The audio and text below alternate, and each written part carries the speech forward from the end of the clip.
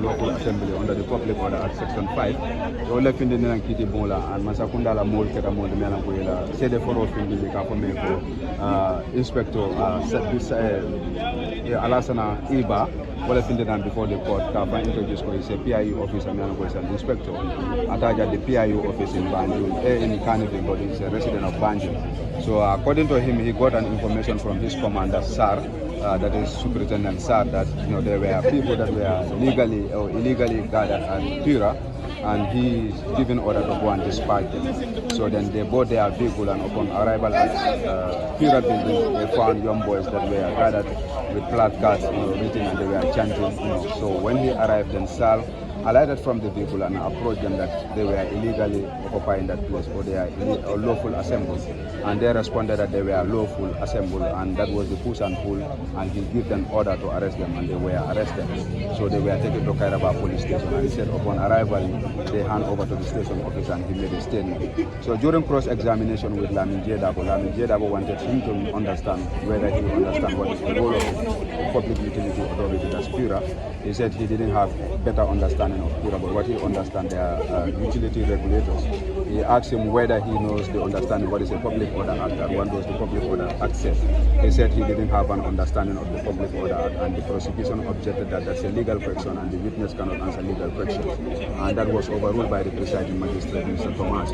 Then he was asked whether, when they arrived, they asked the boys whether they have obtained a permit. He said no, they didn't ask, but they told them they were lawfully occupying that place. And the question then went further to say that whether he find out whether they have a legal document or what were the purpose of them being at that place. He said he didn't find out. He was an officer who was given an order, and he was just there to execute his order. So that was the question that they have. But due to time, the matter was adjourned. Sansu Jedabo, Lamin Jedabo, who is representing the accused party, has requested for all the evidence that the prosecution will intend to rely on, to be given to the prosecution as requirement by law, that any document that the prosecution will rely on must be served to the other party so that they prepare themselves. And this order was granted by the presiding magistrate, Mr. Ture, that the prosecution should supply them all the documents that they intend to rely on. The matter is adjourned to the 2nd of October for continuation of cross-examination. Briefly, sir, for the Kafuere ko kidio me alon ko nala kilo ba don fonni kol men findi dano dada no pura la bildi no do ke la campaya da yantandi me alon ko wala gara pura ni price flow ni me alon ko ya ye da bula ko no GSM company le no sabaga ba so dada ko credit gold dada ko jita fonni kol findi dano ko pura petition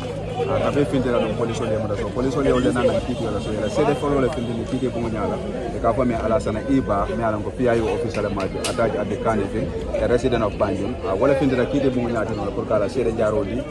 in the side of the prosecution pour kala ndam ko te melon ko nyinde kabi ya nyini nga pura ya to fa ka de to mo Alasana Bale de PIU officer le maji ala ranko mo inspector le me alon ko ade Carnival police Carnival PIU officer akodum wolungo on the 22nd of October, September, August, ate kibaro so dala boss buli ka ko me ko bisar ne an ko superintendent ka ndala ko funding ko le fitira me la ko pura la building do and be je men they are lawfully assembled brighter jay janjandi ay bondi wot la ni ako dena defana la men sol ka ko wala la funding ko me ko do ko la da ko bayra de inspector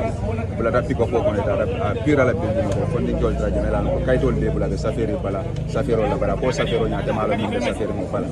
ako kabe futa da je sar jida moto ko no wala nya ndandila ko de sirin damen to wolle be loren damen to be they are illegal law man sembo di la pour travailler so ni wato ko na nyanda ka bo la ni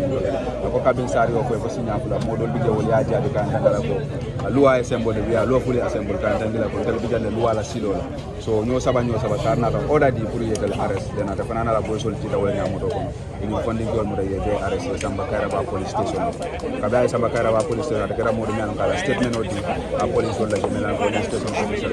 ni ngaro ni jabiro na ka bi funding gol la lawyer de ñara bala ni jeda wala de tinu ni lawyer jamal de kam de jon ko jobade ko ke jallo ngol afokada Mr. Council Martin ko kada bondi ni ko be mi yo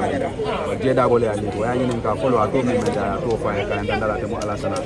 Iba le ay ndala de do ko la mo dola ndala ko pia ni officer Martin so ana ranye nin kanyi na fana kwa temi ne kala muda wala kaba fuda da nyula da fondin ko tra de ngadi ko kaba da fuda da fondin ko tra pla ka dole de bul so je da bona ranye ne kan ne be sakiro bala ka de man kay to ni brief ne be sakiro bala kay to pla ka dole de police station de je da bona ranye ne kanyi na ko kabe fuda da je fana e gara mo de mi alon ko nyini kan ne ko da do akwa de man to mo de nyini ka wala aka sa yalo nyaadi la ko nyirde ya lawful assembly ako ate da la oda e wala diala nan pramala bo so pura ina na ay mol bondi la do kon duma de na do oda ni execute aka na ka wala ke ana raya nan ne fana ni jeda bana ranya ka fa yalo ne wadi ko lawful assembly ni na do loi bu ko le ka ko public order aka de manke modi me an ka londo so do ka ko men loi la karola par prosecution ala mol na do ka ndan do correction ni mo luan ni le loi la wala so correction ni ka so ko na daga ke wala na do correction ni ko ba so ana ranya ni ka ka ba fu da jangi tiski le ka lon ko nyon ko ndin to le kay to so do le ba pour ka tra wala mena muy la dalilo de baraka de mo ko ci o dale diata le pour na janja donc ka ba fu da je yo o dañi yanda ngi dal ko de lo fu le assemble nyanda ka janja ngi ba ko ndin dol ma so wala na de kana mo nyala mo ken kidio ni na lo na da lo pour sa ajo ko na ni da ba ni na ni karo be kidio bu ko kay do kay be tuntula ka ke sede jaro be kidio bu mo nyaati no be fana sula do kay do ni na pour sa di defense la bayre luwa wala ko ni be kay do kay di tala pour ka ke sede jaro ko kay do ni da defense ko na sa ci fam pretend ko na do dum sonta wala ana ako pour sa di bare na da ko pour IGP ni be printing tele ko kay do be ko do ni so bana IGP la ko par prosecution ko IGP man ko di so do institution me am ko di tele so ya ko mo ni pour prosecution ko sa ko ko ni la kay do kay ko ko la ci ha ko na da kidio te ko cost will be on the defense wala accused party no level photocopy no do ni prosecution na da kidio ni sawli ko ni kari ko do men kana duma ko to karo na ci fula so kidio be continue na cross examination o be ni cede jaarel kidio ni karo be continue na la ni da ko